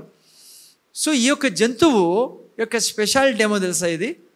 దీనికి చెడ్డ అంటనేది పిల్లరా, చెడు అంటనేది దీనికి శరీరానికి నీట్గా ఉంటుంది. ఇంకా అట్లుంది, తెల్లగా ఉంటాయి, చాలా మంచిగా అందంగా ఉంటాయి. పిల్లి మాదిరి ఉంటాయి, పిల్లి కాదు, ఎలక కంటే పెద్దది, పిల్లి కంటే చిన్నది. ఎర్మైన్ దీని యొక్క పేరు. అయితే దీని యొక్క స్పెషాలిటీ ఏమో తెలుసా? ఎందుకు దీన్ని చూపిస్తానంటే మీకు, ఈ యొక్క జంతువు చెడ్డ ఉంటే వాటికి ఉండదు, పోదు. తను ఇట్లా ఇండ్లు చేసుకొని ఉంటుందంట, అట్లా చోట భూమిలో సొరంగంలాగా. అయితే దీన్ని వేటాడేదానికి వేటగాళ్ళు ఏం చేస్తారు తెలుసా? ఈ యొక్క దాని ఇండ్లను చూసారా, ఆ ఇంట్లో నుంచి బయటకు వస్తుంది కదా, వేటకు పోతుంది కదా, ఇది కూడా తినేదానికి. ఆ యొక్క పోయి ఆ ఇంటి బయట పెంట పూస్తారంట పిల్లలు, చెడ్డ పూస్తారు, బుడదలాగా గలీజి పూస్తారు ఆడ. ఎక్కడ? ఆ ఇంటి చుట్టూ. ఈ యొక్క ఎర్మైన్ జంతువు వేటకు పోయి అదేదో తిని మళ్ళీ రాలేదు ఇంటికి, ఆడ కాసుకొని ఉంటాడు వేటగాడు. ఈ యొక్క జంతువు వాటికి పోయినప్పుడు ఆ యొక్క చెడ్డ వాసనకి ఆ చెడ్డకి లోపల పోదు, అది పోదు ఇంక లోపలికే. వేటగాడు ఉంటాడు, దీనికి తెలుసంట, నేను లోపల పోతేనే బ్రతుకుతా, లేకుంటే నన్ను చంపేస్తాడు. మీకు తెలుసా ఈ జంతువు యొక్క స్పెషాలిటీ ఏమో, గలీజులు మాత్రం పోదు. వేటగాడు వచ్చి దాన్ని తీసుకుని చంపినా సరే ఆ పెంటని నేను పూసుకోను, ఆ గలీజ్ నేను పూసుకోను. అట్లా దీన్ని వేటాడతారు. ఒక జంతువు చూడండి, ప్రాణం పోయినా సరే ఆ చెడ్డ మాత్రం తగలనీదంట. నువ్వు నేను ఎలా బ్రతకాలి పిల్లరా? అదే ఇర్మియా యొక్క స్పెషాలిటీ. పిల్లరా, మీరు నేను నా జీవితంలో బాగా గుర్తుపెట్టుకోండి, ఈ లోకంలో పెంట ఉంది, ఏడపోయినా కూడా బుడద ఉంది, పాపం ఉంది. కాలేజీల్లో, స్కూల్లో, ఆఫీస్లో ఏడపోండి మీరు, మీకు తెలుసు బాగా, నాకంటే బాగా మీకే. ఏడపోయిన దుర్మార్గం, చాలా అన్యాయం పిల్లరా. జాగ్రత్తగా ఉండాలి. ముఖ్యంగా అన్న అర్థమవుతుందా? పిల్లలు, చిన్నపిల్లలు, యవనస్తులు, ప్రతి ఒక్కరు కూడా. బైబిల్లో ఏం రాబడింది తెలుసా పిల్లరా? జాగ్రత్తగా వినండి. సాతాను అనుక్షణం తిరుగుతున్నాడు. ఎవరి కోసము? అన్యుల కోసం కాదు, వాళ్ళు ఈజీ వాళ్ళని వేసేయడం వాడు, దేవుని బిడ్డల కోసం. మీరు అనుకోవచ్చు చాలా ఓవర్ కాన్ఫిడెంట్, నాకేం కాదు సార్, నేను వాళ్ళతో కూడా వాట్సాప్లో మాట్లాడతా, వీళ్ళతో కూడా పోతా. ఒకరికి ఫోన్ వచ్చింది, ఏమ్మా మీ పాప స్కూల్కి రాలేదని. వీళ్ళు స్కూల్కి రాలేదండి, స్కూల్కి పోయిందే, టిఫిన్ క్యారీ పంపించాము కట్టి, ఆడ లేదు తల్లి. మళ్ళీ ఎంక్వైరీ చేసే తల్లి వేరే ఆడ ఉంది. ఎవరని ఆలోచించద్దండి, నేను చెప్పను కూడా. ఎందుకు పాప స్కూల్కి పోలే అంటే, స్కూల్ నుంచి ఫోన్ వచ్చిందంటే, మా ఫ్రెండ్కి ఆకలి అవుతుంటే తినేకపోయింటి మనిందంట. వాళ్ళు ఎంత బాధపడినాడు తెలుసా మీకు? దేవుని బిడ్డవు నువ్వు, స్కూల్కి పోకుండా ఎంత అవమానం. అందుకని చాలా జాగ్రత్తగా ఉండండి. ఓవర్ కాన్ఫిడెన్స్ వద్దు. దేవుడు ఏదైనా బైబిల్లో రాశాడు అంటే వద్దంటే వద్దు.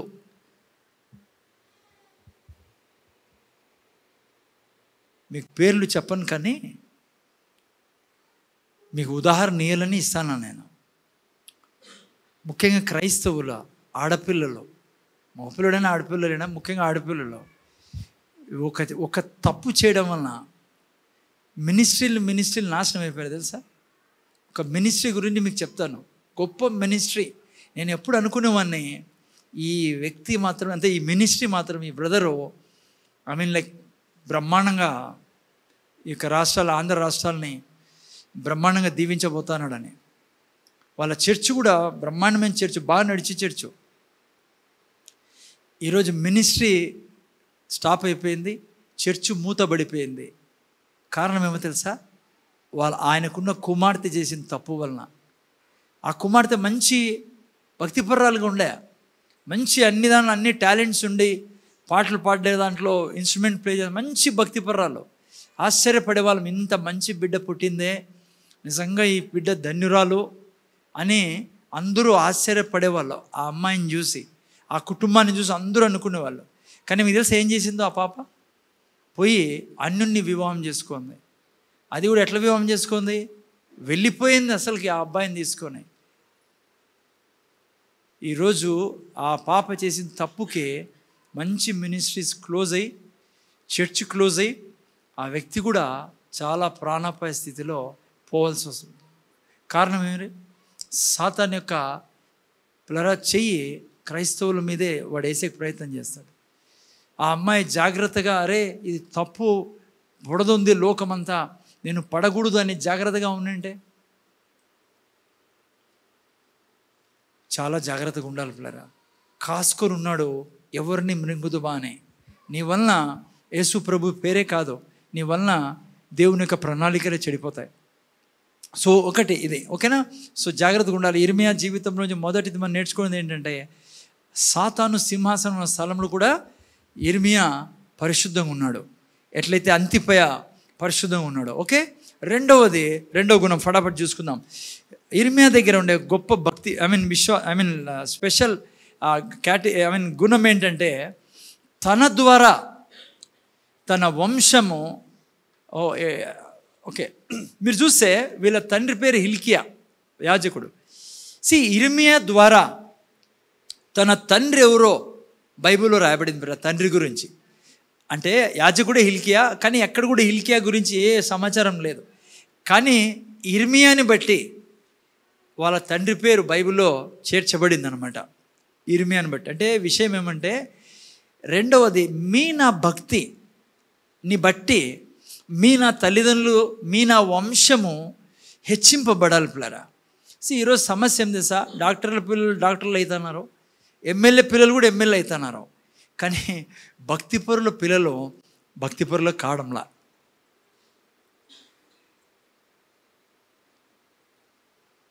చెప్పుకునేకి అంతా చాలామంది ఏమని చెప్తారు తెలుసా? చాలామంది మా అమ్మ ప్రార్థన పర్రాలు, మా నాయన ప్రార్థన పర్రాలు, మా తాత పాస్టర్, తప్పేం లేదు, మంచిదే. నువ్వేమై ఉన్నావు? ఇర్మియాలో ఉండే రెండో గుణం ఏంటంటే, తను ఎంత భక్తిగా జీవించాడంటే తన్ను బట్టి తన తండ్రి తన వంశము గుర్తించబడింది పిల్లరా. మీ నా జీవితంలో అదే ఉండాల్సింది. రెండో గుణం ఏంటి?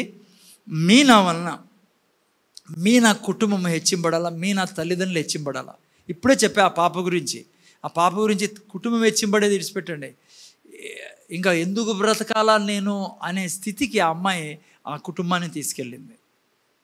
బైబిల్లో చూడండి, వారి జీవితం వలన తల్లిదండ్రుల పేరు ఎవరెవరు ఉన్నారు అట్లా వాళ్ళు కదా. బాప్తిస్మిచ్చి యోహాను, బాప్తిస్మిచ్చి యోహానికి ఏం పేరు పెట్టాడు తెలుసా దేవుడు? మండుచున్న, మీరు చదివితే బైబిల్లో మండుచు ప్రకాశించుచున్న దీపము. ఎవరి పేరు? బాప్తిస్మిచ్చి యోహాను పేరు. బాప్తిస్మిచ్చి యోహాన్ని బట్టి ఎవరు హెచ్చింపడ్డారు? వాళ్ళ అమ్మ నాయన ఎలిజబెత్ జకరియా పేరు ఎక్కడి నుంచి వచ్చింది? బాప్తిస్మిచ్చి యోహాను గురించి. ఈవెన్ మనం పూజించే యేసు ప్రభు ద్వారా ఎవరి పేరు బయటకు వచ్చింది? యోసేపు మరియమ్మల పేరు. హన్నా పేరు ఎవరి ద్వారా బయటకు వచ్చింది? సమూయేల్ ద్వారా. ప్లీజ్ జాగ్రత్త వింటున్నారా?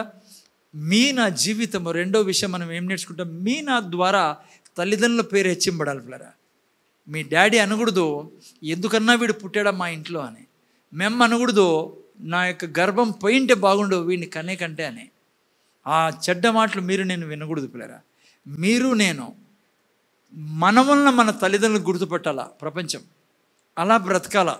ఈ యవ్వనస్తుడు ఇర్మియా చాలా యవ్వన ప్రాయంలో దేవుని దగ్గరికి వచ్చినవాడు. ఏం గుణం ఉన్నది దీని దగ్గర పిల్లరా? ఎంత భక్తిగా బ్రతికాడంటే తన జీవితం అంతా కూడా తన యొక్క తండ్రి తన వంశము తన వలన గుర్తింపబడింది బైబిల్లో. నువ్వు నేను బ్రతికితే అలా బ్రతకాలి పిల్లరా. మీ నా ద్వారా మీ నా యొక్క కుటుంబాలు గుర్తుపెట్టాలా. బైబిల్లో అట్లా వాళ్ళు కూడా ఉన్నారు. తండ్రి చాలా చెడ్డోడు, కొడుకులు మాత్రము చాలా మంచిగా బ్రతికిన వాళ్ళు. ఎందుకంటే చాలామంది అనొచ్చు మా తల్లిదండ్రులు భక్తిపరులు కాదు అందుకే మేము ఇట్లా. నో, నువ్వు దేవుని నమ్ముకొని ఉంటే నువ్వు భక్తిగా బ్రతకచ్చు. బైబిల్లో మీరు చూసినట్లయితే ఆహాజు, 2వ దినవృత్తాంతాలు 28లో తీకండి నేను అట్లే చెప్తాను మీకు. ఆహాజు భయంకరమైన చెడ్డ మనిషి పిల్లరా, చెడ్డ తండ్రి. ఎంత చెడ్డ తండ్రి అంటే రాజే, యూదారాజు దేవుని మందిరాన్ని మూసేసినాడు. దేవుని మందిరంలో విగ్రహారాధన మొదలుపెట్టిన వ్యక్తి తను. కానీ అతని కొడుకు ఎవరో తెలుసా? హిజ్కియా రాజు ఆహాజు కొడుకు. హిజ్కియా రాజు ఎప్పుడైతే రాజుగా అయినాడో ఆ క్షణమందే ఆ సమయం నుంచి మందిరాన్ని తెరిచి విగ్రహారాధన తొలగించి తన దైవ గ్రంథాన్ని బయటికి తీసుకొచ్చి దేవుని వాక్యం అందరూ వినేటట్లు చేశాడు. దేవుని కొరకు జీవించాడు హిజ్కియా రాజు పిల్లరా. సో మీరు నేను ఈ ప్రవక్తల ద్వారా ఏం నేర్చుకున్నాం? ఎందుకంటే ప్రవక్తలు మనకు మాదిరిగా ఉన్నారు. మొదటిది నేర్చుకున్నాం, సాతాను ఉండే స్థలంలో నివసిస్తూ కూడా ఇర్మియా పరిశుద్ధంగా బ్రతికాడు. రెండవది, ఇర్మియా ఎట్లా జీవితం జీవించాడంటే తన కుటుంబాన్ని ఇర్మియాని బట్టి గుర్తుపట్టారు. వాళ్ళ నాయన ఇర్మియాని బట్టి తన తండ్రి పేరు బైబిల్లో రాయబడింది. మీరు నేను బాప్తిస్మిచ్చి యోహానులాగా యేసు ప్రభులాగా మీ నా ద్వారా మన యొక్క తల్లిదండ్రుల పేరు బయటికి రావాలి. ఓకేనా? 3వ పాయింట్ మీరు చూస్తే ఇర్మియా గ్రంథం 1:4-5 వాక్యాలు మీరు చదవండి. ఎవరైనా ఇర్మియా గ్రంథం మధ్య ఫాస్ట్ చదవండి. యెహోవా వాక్కు నాకు ప్రత్యక్షమై ఈలాగు సెలవిచ్చెను, గర్భములో నేను నిన్ను రూపింపక మునుపే నిన్నెరిగి తిని, నీవు గర్భము నుండి బయలు పడక మునుపే నేను నిన్ను ప్రతిష్ఠించి తిని, జనములకు ప్రవక్తగాను నిన్ను నియమించి తిని. అందుకు ఇర్మియాలో 3వ పాయింట్ స్పెషల్ ఏంటి పిల్లరా, గర్భంలో నుంచే దేవుడు ఇర్మియాని ప్రవక్తగా ఎన్నుకున్నాడు. చాలాసార్లు మనకు ఒక బాధ వేస్తుంది. ఏమని తెలుసా, క్రైస్తవులుగా దేవుని బిడ్డలుగా, సార్ ఇర్మియా ఎందుకు భక్తిగా బతికాడంటే చిన్నప్పటి నుంచే తల్లి గర్భం నుంచే ఎన్నుకున్నాడని. మీకు తెలుసా పిల్లరా, కొత్త నిబంధన ప్రకారము ఇర్మియాని దేవుడు వాళ్ళ అమ్మ గర్భంలో ఎన్నుకున్నాడు. ఓకే, బాగానే ఉంది. చాలామంది ఇష్టపడతారు కూడా, ఇర్మియా పేరు పెడతారు, లేకుంటే ప్రార్థన కూడా చేస్తాం మనము. పిల్లరా మీకు తెలుసా, వాళ్ళకంటే మీరు నేను శ్రేష్టమైన వాళ్ళము, నూతన నిబంధనలో ఉన్నవారం. ఎందుకు చెప్పండి, ఇర్మియాని ఎన్నుకున్నాడు దేవుడు, కానీ నువ్వు నేను దేవునికే పుట్టాము. ఇది చాలా ఆనందించే విషయం పిల్లరా. మీరు నేను దేవుని ఎందుకు గర్వపడాలా. కొత్త నిబంధన ప్రకారము వాళ్ళ పాత నిబంధన ప్రవక్త కంటే మనం శ్రేష్ఠులం. ఎందుకంటే మనం లిటరలీ దేవునికి పుట్టి ఉన్నాం. ఎఫెసీ 2:10 ఇంగ్లీష్ వర్షన్లో చాలా బాగా రాయబడింది, we are workmanship of God created in Christ Jesus. Yesu ప్రభులో నుంచి మనం పుట్టిండేదే. యోహాను సువార్త 1:12 మీరు రక్తమాంసములతో కాదు కానీ దేవుని యొక్క గర్భంలో నుంచి పుట్టారని రాయబడింది. మనం దేవునికి స్ట్రైట్గా పుట్టి ఉన్నాం. అందుకే యాకోబు 1:18 అంటాడు, దేవుడు మిమ్మల్ని కన్నాడు అని. ఎందుకు ఈ మాట తీస్తున్నానంటే, మీరు నేను ప్రవక్తల కంటే శ్రేష్టమైన జాతి పిల్లర మీదేనది. ఎందుకు తెలుసా, మనం స్ట్రైట్గా దేవునికి పుట్టి ఉన్నాం. పరిశుద్ధాత్మ దేవుడు మనలో నివసిస్తా అన్నాడు. మీరు నేను ఇర్మియా కంటే చక్కగా బ్రతకచ్చు, పాత నిబంధన ప్రవక్తల కంటే కూడా శ్రేష్టంగా బ్రతకచ్చు. ఎందుకంటే వాళ్ళలో పరిశుద్ధాత్మ దేవుడు నివసించేవాడు కాదు, వచ్చిపోయేవాడు, వాళ్ళతో పనులు జరిగించేవాడు. మీరు నేను టోటల్గా శరీరంలో ఆయనతో మిళితమై ఉన్నాం. మీన ఆత్మ, అందుకే నేను చెప్పాను, మీన ఆత్మలో సాతాను దూరలేడు. ఎక్కడ మనం స్థలం ఇస్తాం సాతానుకి? మీన మనస్సులో, సోల్, మైండ్లో. అంత బలమైన జాతి మీది, అంటే బలమైన వాళ్ళం మీరు నేను పిల్లరా. అందుకనే మీరు నేను 1 పేతురు 2:9 అందుకు ఏం రాయబడింది, మీరు నేను ఆశ్చర్యకరమైన తన వెలుగులో జీవిస్తూ ఉన్నాం. 2 పేతురు 1:4 ఏం రాయబడింది, మీరు నేను దైవత్వంలో భాగస్థులు, అంటే దేవుళ్ళా చేయబడి ఉన్నాం. మీరు నేను దైవత్వంలో పాలి భాగస్థులమే ఉన్నాం. దేవుని నేచర్ మనలో ఉంది, దేవుని పవర్ అథారిటీ మనలో ఉంది పిల్లరా. అందుకే యేసుప్రభు ఆయన శిరస్సు, మనము దేహమై ఉన్నామన్నాడు. మూడోది, ఇర్మియా కంటే శ్రేష్టమైన మనం బ్రతకాల బ్రతుకులు మనం. నేనే ఇర్మియా అంటే దేవుడు గర్భంలో నన్ను ఎన్నుకుంటే బహుశా అట్లా జీవించాను. ఇర్మియా కంటే శ్రేష్టమైన జీవితం మీది నాది. అందుకనే ఇప్పుడు విన్న పాయింట్స్ ప్రకారం మనం ఏమిన్నాం, సాతాను సింహాసనం ఉన్నా కూడా దేవుని కొరకు జీవించాడు. రెండోది, భక్తి వంశం, తన యొక్క వంశాన్ని భక్తి వంశంగా మార్చాడు. మూడోది, తల్లి గర్భం నుంచి ఆయన ఏర్పరచుకున్నాడు. నాలుగోది, ఇర్మియాతో దేవుడు 4వ మాట అన్నాడు, ఇది చెప్పి ముగిస్తాను, జాగ్రత్తగా వినండి. దేవుడు ఇర్మియా దగ్గరికి వచ్చి అన్నాడు, ఇర్మియా నువ్వు వివాహం చేసుకోవద్దని. యెషయా ప్రవక్తతో ఏమన్నాడు మనం విన్నాం, బట్టల గురించి చెప్పి. ఇక్కడ ఇర్మియాతో దేవుడు ఏమన్నాడు తెలుసా, వివాహం చేసుకోవద్దు అన్నాడు. ఎట్లుంటుంది మా వివాహం చేసుకోవద్దంటే, యవ్వనస్తుడి దగ్గరికి వచ్చి వాళ్ళ ఇంట్లో పాపం వివాహం కోసం చూస్తున్నారేమో మనకు తెలియదు, కానీ దేవుడు ఆ మాట అన్నాడు. దేవుడితో అన్నాడు ఇర్మియా, దేవుడు అన్నాడు ఇర్మియాతో పెళ్లి చేసుకోవద్దు. ఎందుకో తెలుసా, ఇర్మియా నెబుకద్నెజరు రాజు రాబోతున్నాడు, ఈ యొక్క ఇజ్రాయెల్ జనాంగాన్ని చంపబోతున్నాడు. గర్భవతుల్ని కత్తితో చంపి వారి కడుపులో ఉండే బిడ్డను తీసే బిడ్డను కూడా చంపుతాడు. అంత కిరాతకంగా ఆ నెబుకద్నెజరు రాజు చేయబోతున్నాడు. నువ్వు పెళ్లి చేసుకోవద్దు అంటాడు. అన్నప్పుడు ఇర్మియా అడుగుతాడు, మీరు బైబిల్లో చదువుకోండి 16వ అధ్యాయంలో ఇర్మియా గ్రంథం 16 నుంచి మీరు చదివితే అక్కడ రాయబడింది. టైం తక్కువ ఉంది కానీ నేను అట్లా చెప్తున్నాను మీకు. ఇర్మియాతో అంటాడు నువ్వు చేసుకోవద్దని. ఇర్మియా అంటాడు, అవును ప్రభా, నేను పెళ్లి చేసుకోకుంటే ఏం లాభము? సరే నెబుకద్నెజరు రాజు చేస్తాడు, బాగానే ఉంది, నాకు దాని పెళ్ళికి ఏం సంబంధం అంటే, దేవుడు అంటాడు, ఇర్మియా నువ్వు పెళ్ళి చేసుకోకుండా నువ్వు అలా తిరుగుతూ ఉంటే ఏం చేస్తామా? పెళ్లి చేసుకొని తిరిగితే అంటే మనం ఏం చేస్తాం? ఈడ మాటికి అడుగుతాం కదా అందరినీ, పెళ్లి చేసుకోకుండా ఏమంటాం? పెళ్ళెప్పుడు అంటాం. పెళ్ళి అయినాక పిల్లలు ఎప్పుడు అంటాం. ఈ 2 మాటలు అడగకూడదు. నన్ను అడిగితే క్రైస్తవులు ఎవరితో అడగద్దండి, బాధ పెట్టద్దండి. మనం బాధ పెట్టకూడదు ఎవరిని. నీకు తెలుసు కదా పెళ్ళి కాలేదని అడిగేది ఎలా? పత్రిక ఇస్తారు కదా నీకు, ఇక్కడ బ్యాన్స్ చదువుతాను కదా. ఏం చేయాలి నువ్వు? పెళ్లి కాని వాళ్ళ కోసము ప్రార్థన చేయి, దీవించు వాళ్ళని.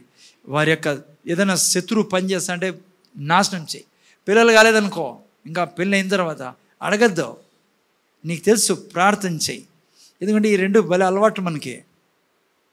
పెళ్ళయిందా అంటే పెళ్ళైనాక పిల్లలు ఎప్పుడు వాళ్ళు ఏం చేస్తారు వాళ్ళు పాపము. అది దేవుడు ఎలా జరగాలి. ఓకేనే ఇర్మియాతో దేవుడు అన్నాడు, నువ్వు పోయినప్పుడు ప్రజల మధ్యలోకి నేను నపుంసకున్నాను అన్నప్పుడు వాళ్ళు అంటారు ఎందుకు అని. ఎందుకు పెళ్లి చేసుకోవడంలా, ఎందుకు దేవుని కోసం నువ్వు నపుంసకుడిగా మారావు, ఏం కథ అంటారు వాళ్ళు. నీకు నువ్వేం చెప్పాలా? నెబుకద్నెజరు రాజు వస్తున్నాడు, వాడు స్త్రీలను కడుపు చింపి పిల్లల్ని తీసి చంపేస్తాడు, మనుషుల్ని చంపి. అక్కడ రాయబడింది బైబిల్లో, నేను చెప్పేది 16వ అధ్యాయంలో, ఇజ్రాయెల్ జనం అంతటినీ నాశనం చేయబోతున్నాడు, పాతిపెట్టికి స్థలం కూడా ఉండదు ఇజ్రాయెల్ దేశంలో అని చెప్పు అంటాడు. నపుంసకుడుగా మారు. యేసుప్రభు అన్నాడు. కొంతమందికి డౌట్ ఉంటుంది, నపుంసకులుగా దేవుడు చేయలేదు ఎవరిని. మీకు తెలుసా యేసుప్రభు 3 నపుంసకుల గురించి మాట్లాడారు. 3 రకాల నపుంసకులు ఉన్నారు ప్రపంచంలో, తెలుసా? ఒకరెవరు? గర్భంలోనే తల్లి గర్భం నుంచి నపుంసకులుగా పుడతారు. కారణం ఎవరు? దేవుడు కాదు. ఓకే, ఇంకో విధంగా ఈ లోకంలో నపుంసకులు ఉన్నారు కదా. నపుంసకులు అంటే తెలుసా మీకు? కనీసం తెలుసు కదా. ఎవరు పుట్టించారు వాళ్ళకి అట్లా? దేవుడు కాదు. దేవుడు పుట్టించింది ఇద్దరినే, ఒకరు పురుషుడిని, స్త్రీని. ఈ 3వ వాడినే నపుంసకుడు అంటాం. ఎవరు సృష్టించింది వారిని? దేవుడు కానే కాదు. దేవుడి మీద ఏదండి, అర్థమైందా? దానికి కారణం ఎవరంటే ఆదాం. ఎవరు కారణం? ఆదాం పాపం. గుడ్డోళ్ళు పుడతానారా? పుడతానారా? మూగోళ్ళు పుడతానారా? అట్లే నపుంసకులు పుడతానారా? అది ఒక కేటగిరీ. దేవుణ్ణి ఏమనద్దండి. ఒకటి మాత్రం చెప్తాను, నేను సెల్ గ్రూప్లో చెప్పాను నేను ఇది, వారిని చాలా గౌరవించండి క్రైస్తవ బిడ్డలుగా. మనకు తెలుసు ఎందుకు అట్లా అయింది కదా. ఎండిపోయిన చెట్టు లాంటి జీవితం వాళ్ళదే. యా ఫంక్షన్లే, యా పార్టీలే, యా పెళ్ళిలే, చచ్చిపోయినా పిలిచరు. ఈ సృష్టిలో మీకు తెలుసా, వీళ్ళే వాళ్ళ తల్లిని చూపించి ఈమె మా అమ్మ అని చెప్పుకోరు. వాళ్ళ నాయన్ని చూపించి ఈయన మా డాడీ అని చెప్పుకోరు మనలాగా. అంత భయంకరమైన జీవితం వాళ్ళది. అందుకని చాలా దయ చూపాలి వాళ్ళ మీద. మీరు ఎవరైనా అడుగు తినే వాళ్ళు, ఎక్కడన్నా డబ్బులు వాళ్ళు అడుగు తింటా ఉంటే ఎక్కడన్నా చిన్న చూపు చూడొద్దండి, అసహ్యంగా మాట్లాడకండి. ఇంకా 10 రూపాయలు ఎక్కువ ఇవ్వండి వాళ్ళకి. రియలీ స్పీకింగ్, చాలా దుర్భరమైన జీవితం పిల్లరా. స్కూల్లే, కాలేజీలే, ఆఫీస్లే. నేను చెప్పాను కదా, చచ్చిపోతే సమాధులు కూడా పోరు పాపం, వాళ్ళు పిలిచారు వాళ్ళని. అంత భయంకరమైన లోకంలో మనం ఉన్నాం. సో ఓకే, ఎనియో వాళ్ళు ఒక రకం.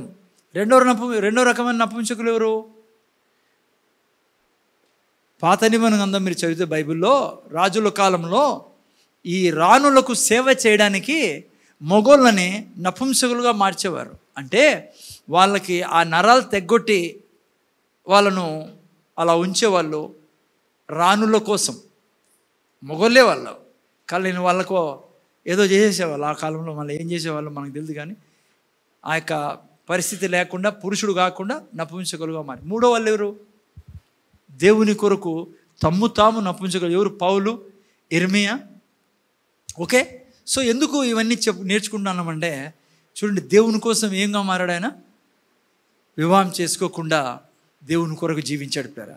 ఇంకా ముందుకెళ్తే దేవుడు అంటాడు ఇర్మియాతో, పెళ్లి చేసుకోవద్దు, దాంతోపాటి కాడిమాన ఏమంటారు మాది, కాడిమాన్ మెల్లో వేసుకో, బొమ్మ కాడిమాన్ చేసుకొని మెల్లో వేసుకో అంటాడు లాస్ట్లో మీరు చదివితే. సో ఈ కాడిమాన్ వేసుకొని ఇర్మియా తిరుగుతూ ఉంటాడు.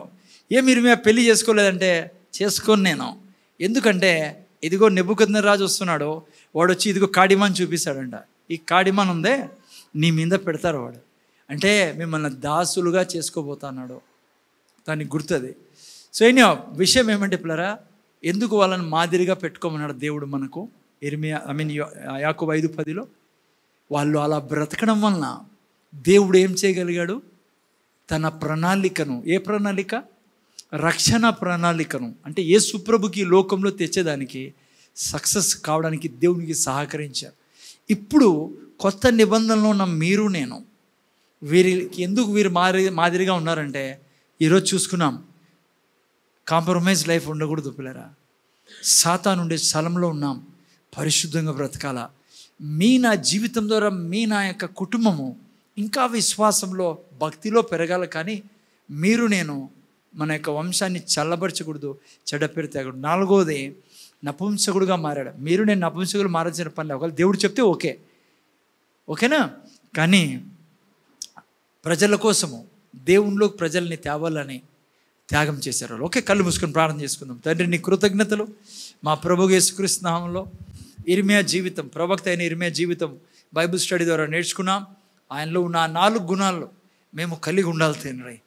ఇర్మియా ప్రవక్తల కంటే శ్రేష్టమైన జీవితం మేము కలిగి ఉన్నాం, అది కూడా మేము చూసుకున్నాం. మేమే ఈ లోకానికి వెలుగని, ఈ భూమికి ఉప్పని నువ్వు చెప్పి ఉన్నావు. ఇక్కడ కూర్చున్న బిడ్డలనైనా జాగ్రత్తగా తమ జీవితాలని దేవుని ద్వారా కొనబడిన జీవితమని జాగ్రత్తగా జీవించడానికి సహాయం చేయండి. వీరి యొక్క తప్పు నిర్ణయం వలన యేసయ్య పేరు చెడిపోతుంది, దేవుని రాజ్యము దెబ్బతింటుంది, మరి సాక్ష్యం పోతుంది తండ్రి. సో అలా కాకుండా ఇర్మియాలాగా, యెషయా ప్రవక్తలాగా మేము జీవించుదుము గాక. మీరే మాకు సహాయం చేయమని యేసుక్రీస్తుని వేడుకొచ్చున్నాం తండ్రి. ఆమె దేవుని ఆశీర్వాదం తీసుకుందాం. చేతులు ఎత్తి. యేసయ్య కృప, దేవుని ప్రేమ, పరిశుద్ధాత్మ సహవాసం మనకు, మన కుటుంబాలకు ఇప్పుడు సదాకాలం తోడేను గాక. ఆమె. దేవుడు